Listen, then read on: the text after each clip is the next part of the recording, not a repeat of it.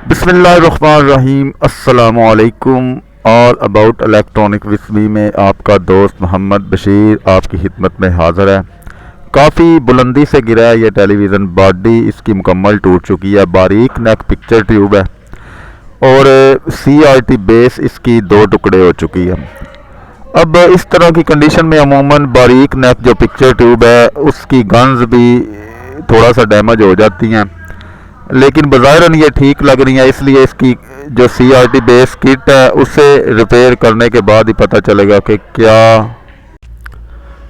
तो नीचे से ये जो फ्लाई बैक के पॉइंट्स हैं, मतलब जो भी बड़ी चीज़ें हैं, क्योंकि टेलीविज़न सेट नीचे गिरा है तो बड़ी चीज़ें जो इसमें लगी हुई हैं, फ्लाई बैक चैनल वगैरह, तो इन पर भी दबाव पड़ने की वजह से कोई ना कोई प्रिंट इनका टूट सकता है। तो बेस बज़ाहिरन पिक्चर ट्यूब इसकी डैमेज नज़र नहीं आ रही, लेकिन CRT बेस जो टूटी हुई है इसे रिपेयर करने के बाद ही पता चलेगा कि पिक्चर ट्यूब अंदर से कोई मसला बन चुका है या नहीं।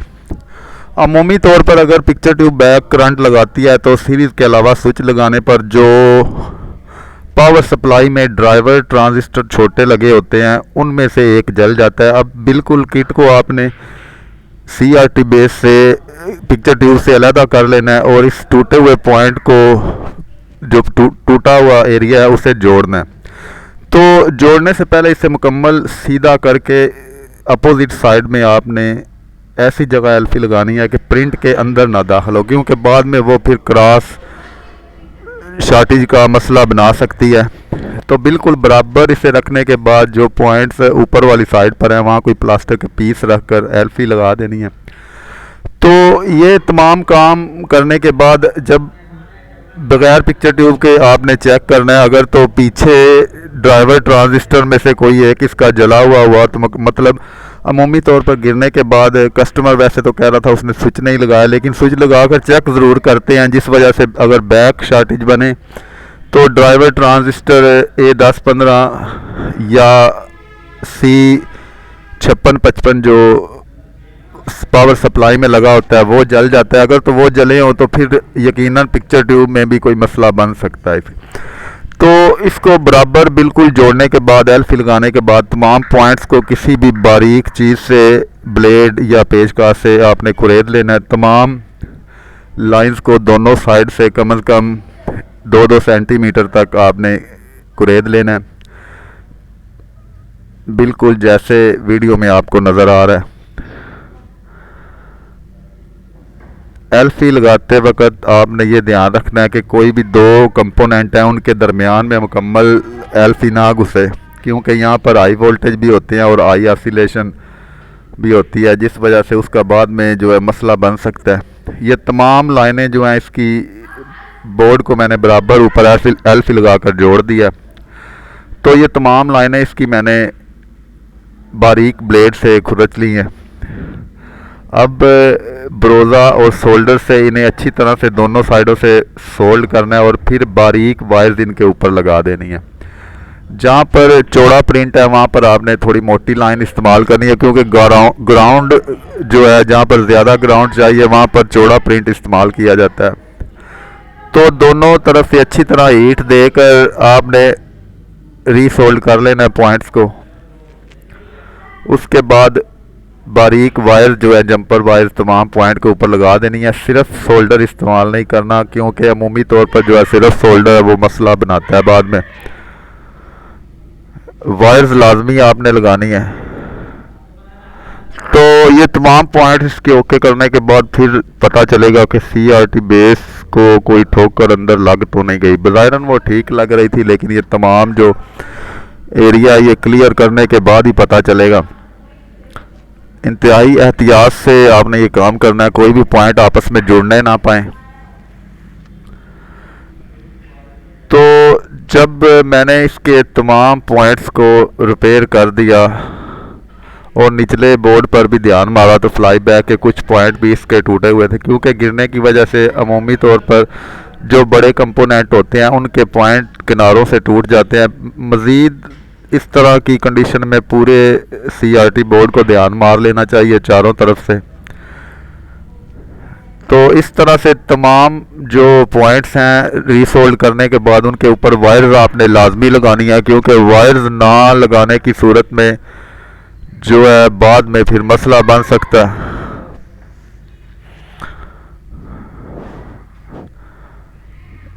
रीसोल्डरिंग वायर लगाने के बाद आपने तमाम पॉइंटों के दरमियान में से सोल्डर को खुरच देना है और बाद में अच्छी तरह से वॉश कर देना है।